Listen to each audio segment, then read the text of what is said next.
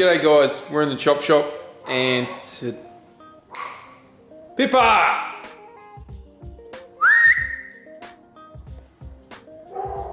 Oh, that one's barking, good on you.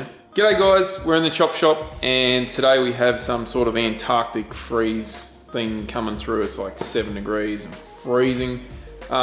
Finished work, it is a Friday and now I'm in the chop shop like I just said, and we're going to pull the engine and gearbox out the Sonny. Now, reason behind doing that is if you don't look at my Instagram, which is just at DriftSquid, I did put some info on there about the oil pressure, which was a little bit low, high up in the RPM. So I need to pull it out and not only check the bearings on this engine, but we're going to do a little trick to the oil pump and we're going to teach you guys how to do it as well. That, and if you did watch the last video, you would have noticed that third gear was popping, like it was popping out of gear in one of the passenger rides I did. And also I can't remember if it happened in the last battle I had, but the helmet cam wasn't working. The SD card was full. So I've got to pull the gearbox out, find out which slider, or like if there's only one slider damaged, the dog ring, etc. Get them expressed from G-Force in America and get this all back together ready for the V8 drift competition, which is coming up at the Supercars at the Bend in 2 weeks time, I believe. So I have a lot to get done, but I also got to get my number one ready, the RBM3. That is going to get ready for something pretty cool soon. Which is also an engine out job because I've got to change some stuff with the clutch and get that working a little bit better. So that's another whole process. I don't know if I'll get to it this weekend, we'll see how we go, but I got to get cracking. So let's do the old, now you see it, yep, it's all in there, and in a second there won't be anything in there. Ta-da! Engine's out, guys. Okay. Gearbox has got to come off straight away, and then we can have a look, see how the clutch is faring, and after that we'll put the engine on a engine stand. Starting to get a little bit late, but I don't mind. However, I have been told I need to sleep a little bit more, so we'll see. We will see. Alright, let's keep moving. Well, bugger me. That's not good. That there is some material out of my gearbox. I am assuming that is, yeah, that's some of the dog ring. Bugger, bugger, bugger, bugger, bugger. Well, I kind of knew it was stuffed, but yeah, this all stemmed down from me not shifting correctly. Now, to shift correctly with a G-Force, you have to be brutal. Like, the more brutal you are on it, the better the condition of the gearbox will be after you've beaten on it. Like, I'm not even joking there. The first one I had in the Sonny is now the one that's in the High-Tech Oils 350Z, and I beat on that for like 4 years. We stripped it down before we sold it to them, and it looked brand new. Like, I treated it like all my old standard RB gearboxes that I kept destroying. And yeah, it was mint. And now I've done a tiny little, like, you know, little sissy shift. And this is what happens. So if you get a G-Force, don't do what I just did. It's going to cost you a lot of time and money. Actually, shouldn't cost that much. I'm actually going to put a price on exactly how much that'll cost to fix. Because I honestly think the dog rings, the face plates, all that sort of stuff was pretty damn cheap. But yeah, once I get the invoice and get the stuff sent over, I'll let you guys know how much that exactly was. And I'm gonna fix it myself. So that's another cool thing because it is very easy to work on. And yeah, we'll explain that in another video. But yeah, we're getting there. I just drained the oils and wanted to show you guys that. So let's keep going.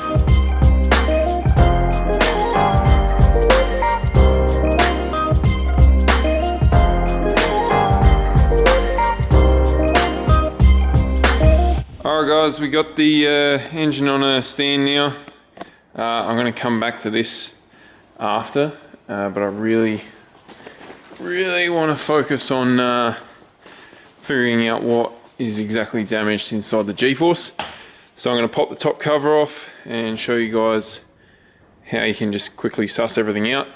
This top arm is obviously the selector mechanism, and that is like an inspection plate.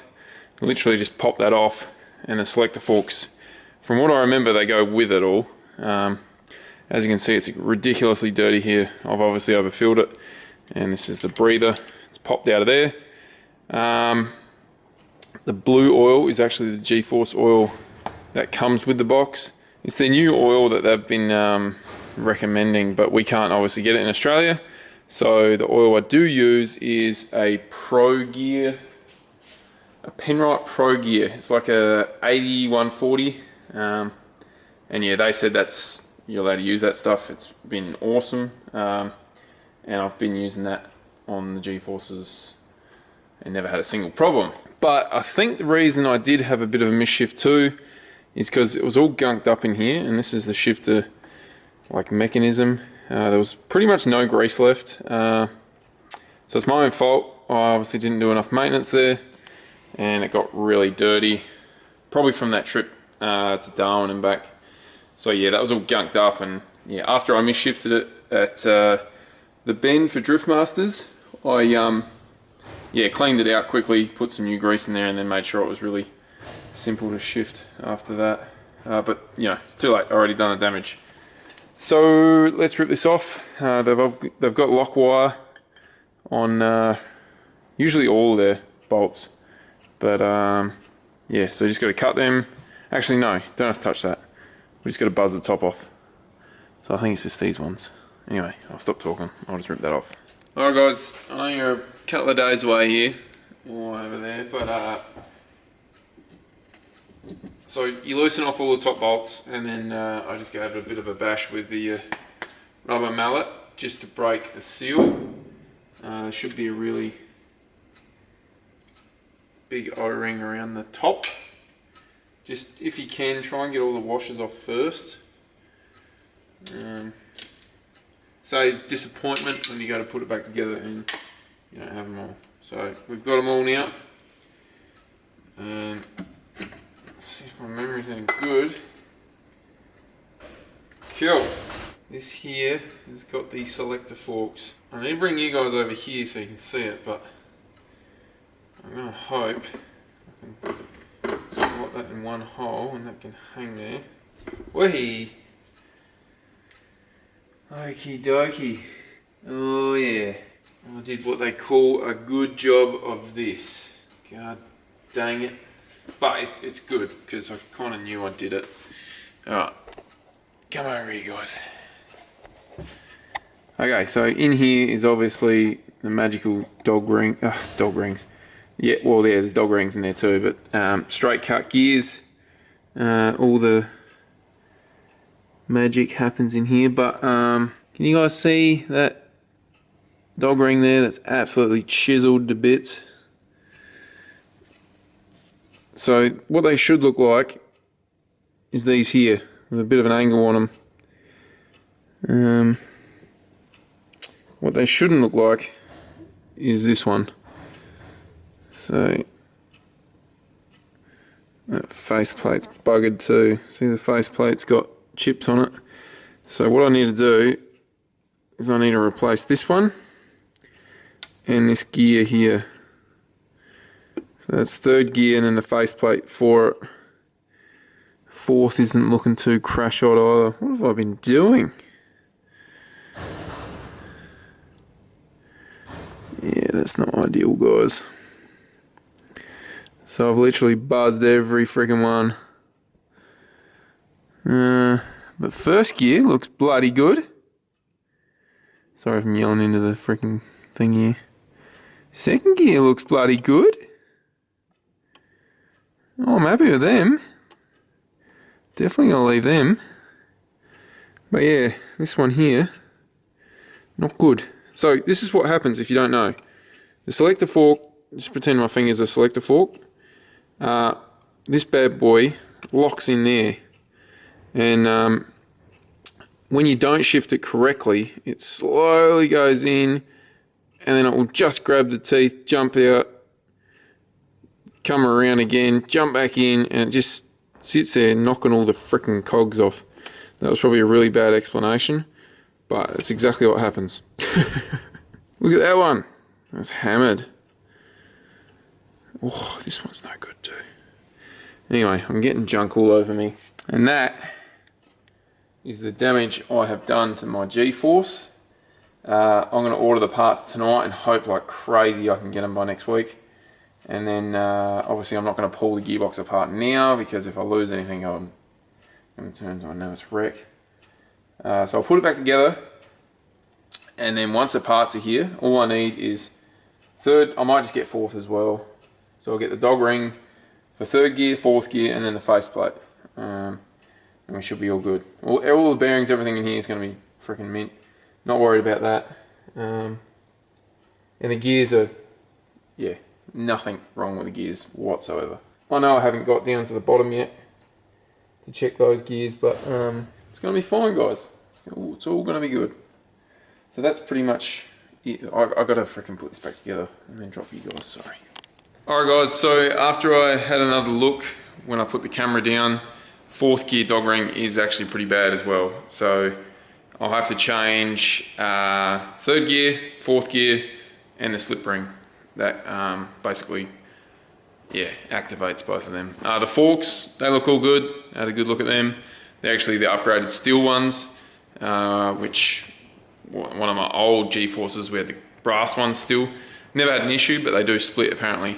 So it's got all that stuff upgraded, and yeah, I'll send that through to G-force tonight, and hopefully we can get some parts expressed. As for the engine, I'm going to get stuck into this tomorrow now, guys. It's pretty late. So what I'm going to do here is, I noticed the rear main seal was leaking a little bit. So that one's down in there. I have to take that plate off, chuck a new seal in. I've actually got one here, so that'll be pretty easy. Yeah, give the turbo a quick look over. Feels good, like there's no massive shaft play or anything silly like that. But that turbo is very old now. Yeah, I've got to pull the oil pump off, and then we'll flip the engine.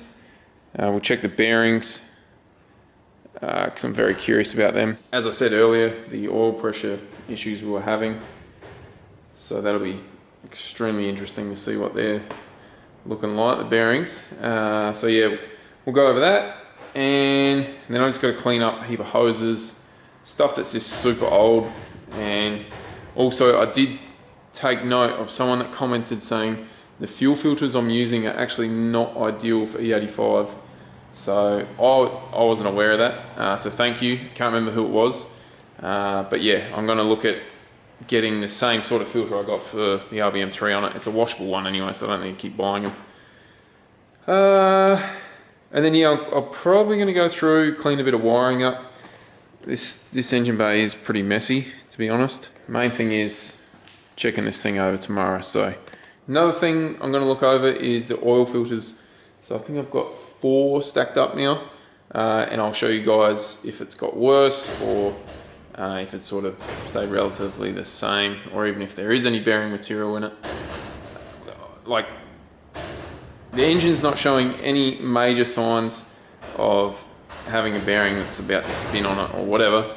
It's just the oil pressure we noticed in the logging has dropped, so it's just the oil pump is starting to fail. The oil's coming out of the engine every time I change it. It's not looking too bad.